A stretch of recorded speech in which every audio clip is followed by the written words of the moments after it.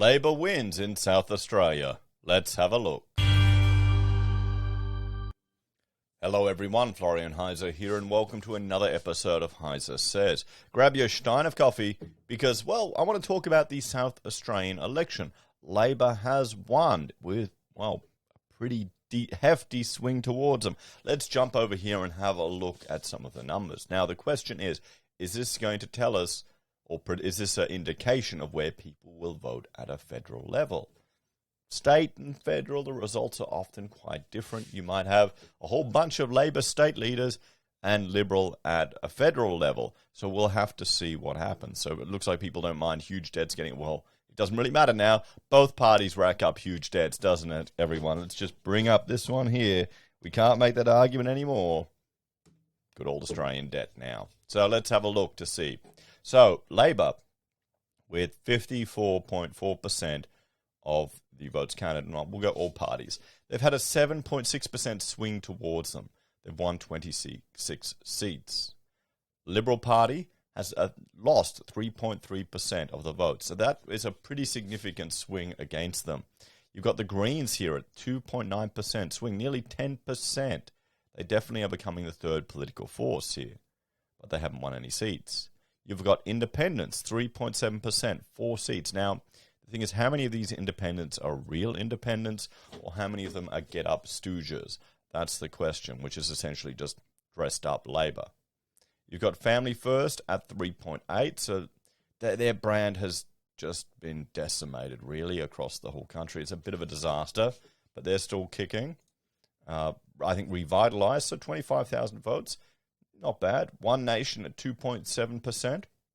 So remember, this is for the House of Reps that they have there, not the Legislative Council. We'll look at that a bit later. But there's, the Senate. Queensland is the only one that doesn't have a Senate because no one turned up. Labor got rid of our Senate, our upper house, and no one wants to put it back. Can't blame them because then you've got no one to check your work. So One Nation at 18,000. You've got Animal Justice, 3,700. So Animal Justice got higher than the Nationals, everyone. The Australian Family Party, 2,000 votes. So all of these ones were beaten by Animal Justice. So you got the big ones, the Green, Labor, Liberal, Greens, Independent, Family First, One Nation. Then everyone else drops below 1%.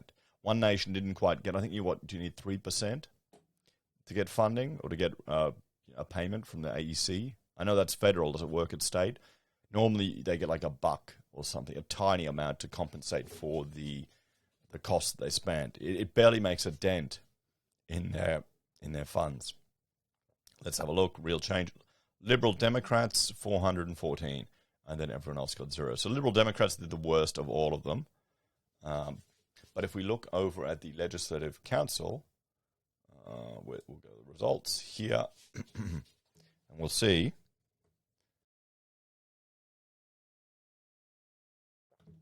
So, Labor have 4 elected.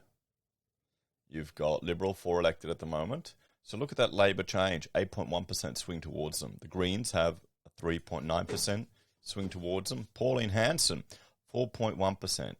So we'll have to see where the preferences go for these other parties, if One Nation will actually get someone in South Australia in the Legislative Council. Then you've got Liberal Democrats, less government, more freedom. So I'm assuming that's the Liberty and Democrats party. We'll have to let's look them up. Is that how they put their name? Yes. So Liberal Democrats here. So the Libertarians. So I mean, there you go. 0.42 of a quota. That's a good show for them. Then Family First, 0.39. Then the Legalised Cannabis South Australia Party, they got a decent amount of a quota. I thought cannabis was legal in there. Couldn't you have a small amount in South Australia? I don't remember. Then Animal Justice Party, then SA Best. I mean, there you go. Look at SA Best. They've got Xenophon's ex-party. They've gotten destroyed. They've gotten completely destroyed. And you can see here we've got so many parties here in Australia. You've got too many. Too many. Now, what I'd love to see is less votes for these the big dogs here, and spread about more of the minor parties as well. and people use their preferences, but it doesn't look like that's happening. There's definitely been a huge swing towards Labor. There you go, 8.1% in the Legislative Council or Assembly, no council, and 7.6% in the House. Those are big moves, big swings towards Labor. Now, is this going to play out in the federal election? You tell me. I would not be surprised if we have a Labor government in charge. My main issue with Labor are some of their sexist and racist policies, which they consider positive discrimination, which I was always taught is racist and sexist. They believe in the wage gap, wherein it's an earnings gap based on skill, work, commitment, and personal choice. This is the thing. You want a society where people have personal choice. You don't want to force all this bullshit on people. But Labor seems to be going more and more down the woke path. So are the Greens. I think people just don't understand the bigger picture of what they're actually voting for. That's the only thing I can see. Or we've got a bunch of Australians that are secretly racist, of low expectations, and sexist. There you go. So let's have a look at this article here about their significant victory. So Scott Morrison concedes it was a significant victory for Labor's Pete Milauskas in the South Australian election. The Prime Minister's own leadership will be put to the test within weeks, with the federal election due in May. Has it been called? Has the election actually been called? I suspect ScoMo is trying to do everything he can to distance himself from lockdowns and interventions. Labor swept to power in the state on Saturday under the leadership of Mr. Malinaukas after only one term in opposition. Outgoing Premier Stephen Marshall's loss was the first for any incumbent state or territory government during the pandemic. Mr. Morrison congratulated the new Premier and his wife by phone. It's a significant victory, and they are elected with a very strong mandate to move forward with many issues, and they've intended to take forward, he told reporters in Sydney on Sunday. But the Prime Minister was quick to turn the focus on his own upcoming battle. What I know is that Anthony Albanese is not Peter, Mr. Morrison said. There's a big difference between Anthony as the federal Labor leader and what we see in the performance of some of his state's colleagues. But Wayne Swan, the former Labor treasurer and now ALP national president, said the SA result sends a clear message that voters have had enough of Liberal governments that are out of touch with their lives. Whilst the failures and mistakes of Premier Marshall played a big part, the person who has done the most damage to the Liberal Party brand in Australia in the last 3 years is Scott Morrison, Swan said in a statement. The results should have all MPs trembling. Federal Finance Minister and SA Senator Simon Birmingham blamed a Labor scare campaign and the unlucky timing of the Omicron COVID-19 variant for Mr. Marshall's election loss. We saw the Labor Party run a very targeted, very singularly focused campaign around hospitals and ambulances, he told ABC's Insider program. I think there were many misleading aspects to that campaign. The Electoral Commission found so in the last day or so. He also believed COVID-19 played a difficult role for Mr. Marshall because when he opened SA's borders to the rest of the country on November 23rd, only a day later, the WA World Health Organization reported the Omicron variant as a concern. We couldn't have had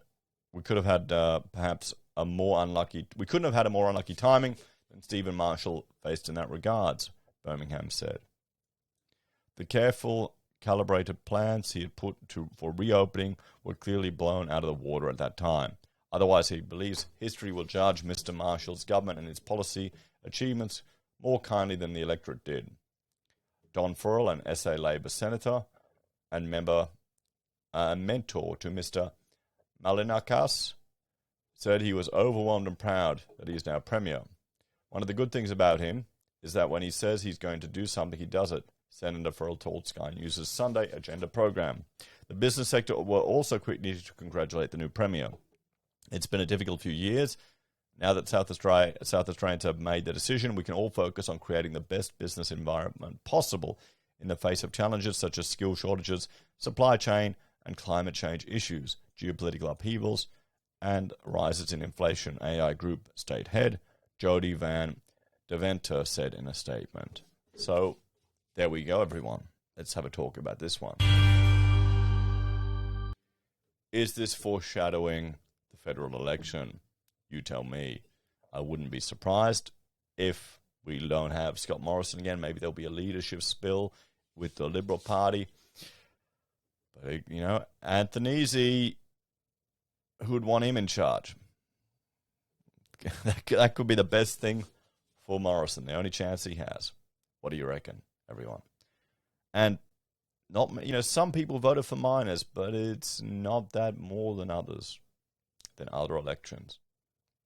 What do you reckon? As always, thanks for watching. Let me know your thoughts and opinions on this in the comments below. If you voted Labor in South Australia, let us know why. If you voted for a minor, let us know why. Are you happy with the results? As always, if you're a fan and want to support us, there are a few ways you can. You can join us on YouTube, sign up for SelfWealth or Stake, or use our affiliate links to Amazon, eBay, Independent Reserve, or AussieBroadband. Take care, everyone. Have a great day. And, well, we'll have to see how South Australia moves forward. I wonder if their electricity will get any cheaper, or if it'll still be the most expensive in the country. I'm sure those Tesla batteries that catch on fire and the wind turbines that only work when we sacrifice to Greta will be good. See you next time.